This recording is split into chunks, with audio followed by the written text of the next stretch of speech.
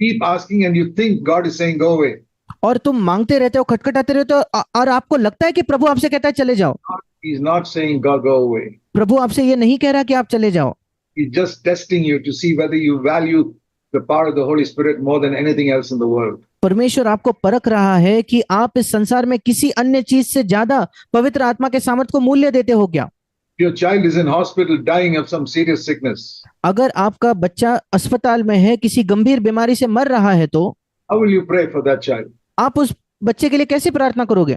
You will not even eat. You will kneel down and pray, Lord, heal my child. आप खाना भी नहीं खाओगे, आप घुटनों पर आके प्रार्थना करोगे, प्रभु मेरे बच्चे को चंगा कर। That's how we should pray for the power of the Holy Spirit. इसी प्रकार से हमें पवित्र आत्मा के सामर्थ के लिए प्रार्थना करनी है। More important than healing. चंगाई से भी यह ज्यादा महत्वपूर्ण है। More important than anything we can ask for. इस संसार में किसी भी चीज जिसको हम मांग सकते हैं उससे ज्यादा महत्वपूर्ण है। If you value this, अगर आप इसका मूल्य करो तो ask like this, verse 9, and you'll get it. इस प्रकार से मांगो तो तुम्हें मिलेगा। You seek like this and you will find.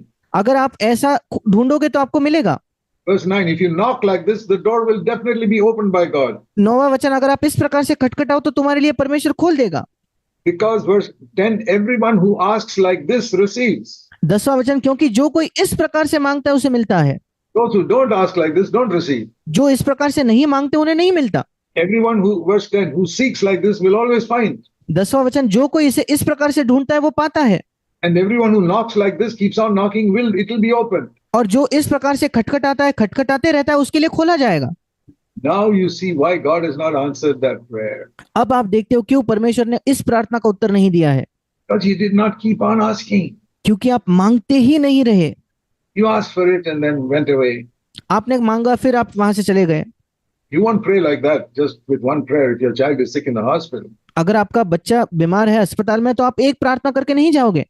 Tell you this, my dear brothers and sisters, please listen to me. मेरे प्रिय भाई और बहनों, मैं आपसे ये कहना चाहता हूँ, कृपया मुझे सुने। The most valuable thing that you can ask God for, सबसे बहुमूल्य चीज जिसके लिए आप परमेश्वर से मांग सकते हो, not money, वो पैसा नहीं है, not even millions of rupees, लाखों रुपए भी नहीं है, not even physical health, शारीरिक स्वास्थ्य भी नहीं है, not even promotion in your job, आपके नौकरी में प्रमोशन या आगे बढ़ना भी नहीं है, not even to marry some good boy or girl, कोई अच्छा लड़का अच्छे लड़की से विवाह करना भी नहीं है, not even to ask for a good job or a good house. एक अच्छी नौकरी, एक अच्छे घर भी नहीं।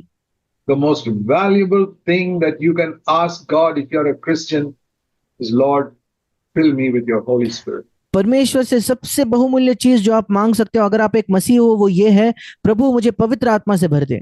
Learn to value that from today. आज से उसका मूल्य करना सीखे। It will change your life completely. वो आपके जीवन को पूर्ण तौर पर बदल देगा। But God does not give the Holy Spirit to those who don't value Him. पर परमेश्वर अपने पवित्र आत्मा को उन्हें नहीं देता जो उसका मूल्य नहीं करते। And you show that you value by keeping on asking, saying, I will not let you go until you bless me. और आप ये दिखाते हो कि आप पवित्र आत्मा का मूल्य करते हो जब आप मांगते ही रहते हो और प्रभु से कहते हो जब तक तू मुझे आशीष न दे मैं नहीं जाऊंगा। Then God says in verse 13 that if you are evil, know how to give good gifts to your children, how much more your heavenly Father will give the Holy Spirit to those who ask Him. और फिर 13 वचन में परमेश्वर कहता है, अतः तुम जब बुरे होकर अपने बच्चों को अच्छी वस्तुएं देना जानते हो तो स्वर्गीय पिता अपने मांगने वालों को पवित्र आत्मा क्यों ना देगा। God is a good God. परमेश्वर एक अच्छा परमेश्वर है। I can tell you that after 65 years of experience. 65 वर्षों के अनुभव के बाद मैं आपको ये बता रहा हूँ। He has always met my need. उसने हमेशा मेरी जरूरत को पूरा किया है। Not always granted my prayers. हमेशा मेरे प्रार्थनाओं का उत्तर नहीं दिया। उत्तर दिया, but he did not say yes. उसने उत्तर दिया पर हाँ नहीं कहा। Sometimes the light was red. कभी कभी वो लाइट लाल होती थी। But he answered my prayer. पर उसने मेरे प्रार्थना का उत्तर दिया। Definitely, always. निश्चित तौर पर, हमेशा। And sometimes I had to wait. और कभी कभी मुझे इंतजार करना पड़ा। Supposing that red light is red for a long time. सोच कर देखिए, अगर वो लाल लाइट ट्रैफिक का लंबे समय से लाल होगा तो Will you say, oh, I've already waited 1 minute, I'm going to go? क्या आप ये कहोगे, नहीं मैं तो 1 मिनट से इंतजार कर रहा हूं, अब मैं जाने वाला हूं? You will lose your life with all the traffic coming the other way. आप अपना जीवन खो दोगे क्योंकि दूसरे सड़कों से दूसरे मार्गों से भी लोग आ रहे हैं। If that red light is red for 2 or 3 minutes, 5 minutes, you'll wait. और कभी कभी वो लाल बत्ती 2 मिनट 3 मिनट 5 मिनट तक भी लाल हो फिर भी आप इंतजार करोगे, You know it's going to save your life. क्योंकि आप जानते हो उससे आपका जीवन बच जाएगा। So remember this, when God says no to some prayer of yours, it is for your good. और Always for और इसलिए इसे याद रखें, जब परमेश्वर आपके किसी प्रार्थना का उत्तर नहीं देता है वो आपके भलाई के लिए, हमेशा आपके भलाई के लिए है। when He says wait, that is also for your good. जब वो आपको रुकने को कहता है वो भी आपके भलाई के लिए है। Everything God desires is for your good and my good. जो भी परमेश्वर चाहता है वो आपके और मेरे भलाई के लिए है। I want to show you an example in the Old Testament. मैं आपको पुराने नियम में एक उदाहरण दिखाना चाहता हूँ। We must read the Old Testament because there are some very good stories there. हमें पुराने नियम को इसलिए पढ़ना है, वहां बहुत अच्छी कहानियां हैं। It's the same God in the Old वही Testament परमेश्वर we are worshiping today. वही परमेश्वर है पुराने नियम का जिसकी हम आज आराधना करते हैं। He loved the people then like He loves us now. वो तब भी लोगों से प्रेम करता था जैसे आज वो हमसे प्रेम करता है। They did not understand Him fully like we know today because Jesus has come. वे उस समय परमेश्वर को पूर्ण तौर पर समझ नहीं पाए क्योंकि अब यीशु मसीह आया इसलिए हम उसे समझ पाते हैं। We can say they had a very faint picture of God. आप ऐसा कह सकते हो कि उनके आंखों के सामने परमेश्वर का एक बड़ा धुंधला सा चित्र था। We have a very clear picture of God. हमारे आंखों के सामने एक बिल्कुल साफ स्पष्ट चित्र है। When I see Jesus, I see what God is like. जब मैं यीशु को देखता हूं तो मैं देखता हूं परमेश्वर कैसा है। When I see that He's even willing to die to save me from sin. जब मैं देखता हूं कि यीशु मसीह मरने के लिए भी तैयार है पर मेरे पापों को वो बचाना चाहता है। I'll tell you one incident from my own life. मैं अपने जीवन से एक घटना बताना चाहता हूँ।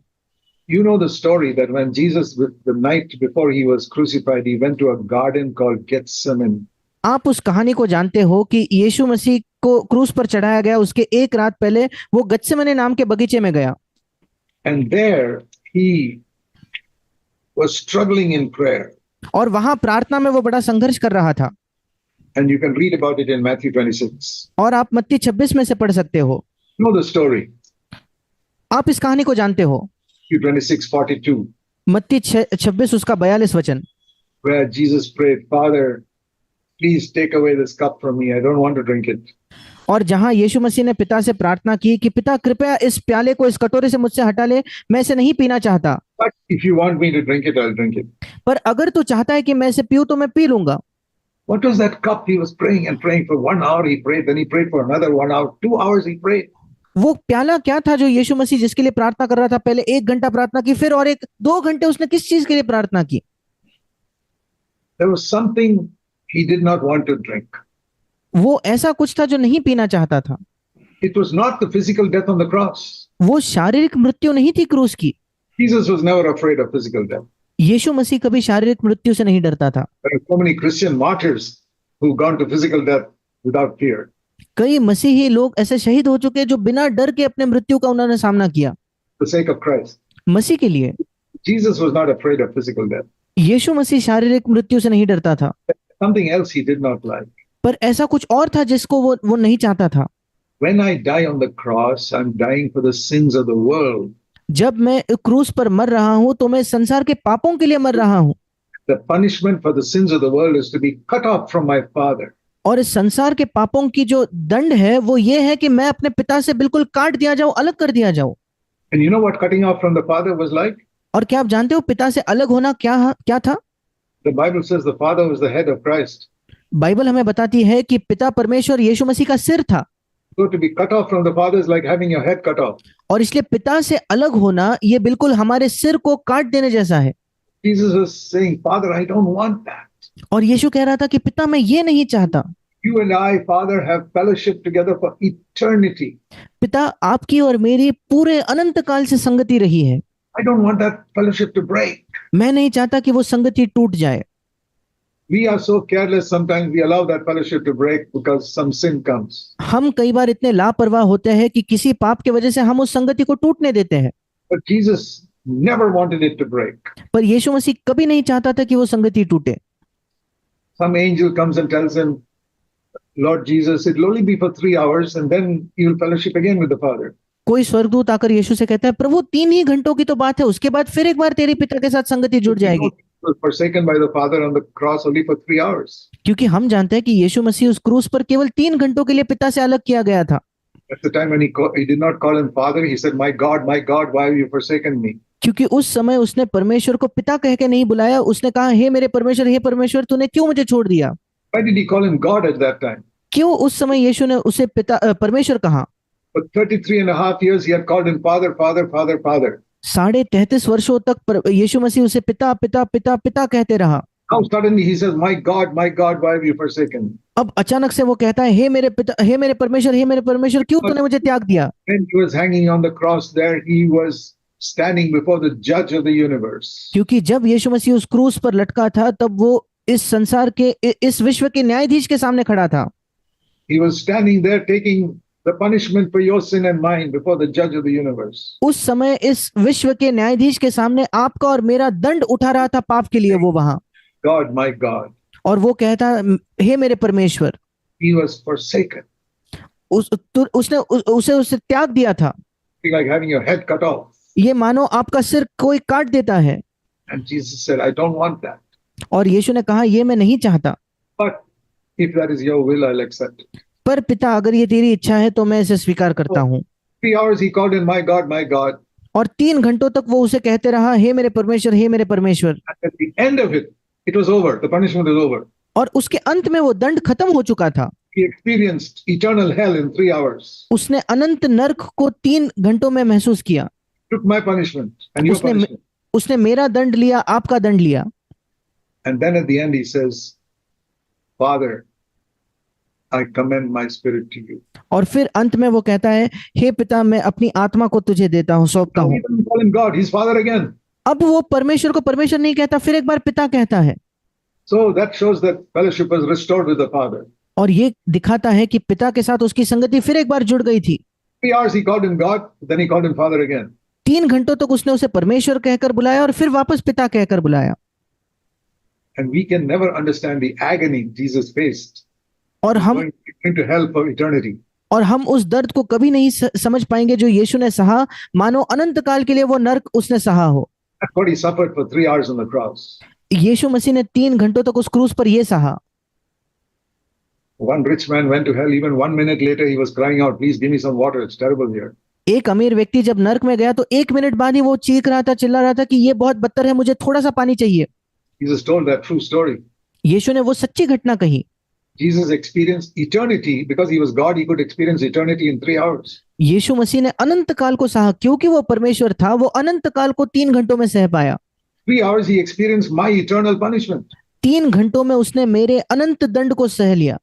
Concentrated punishment of eternity in hell he experienced in 3 hours. वो अनंत काल का नरक का जो दंड है उसे कम करके 3 घंटों में उसने सह लिया। For all the billions of people in the world. जो लाखों करोड़ों लोग हैं संसार में, उन सब के लिए।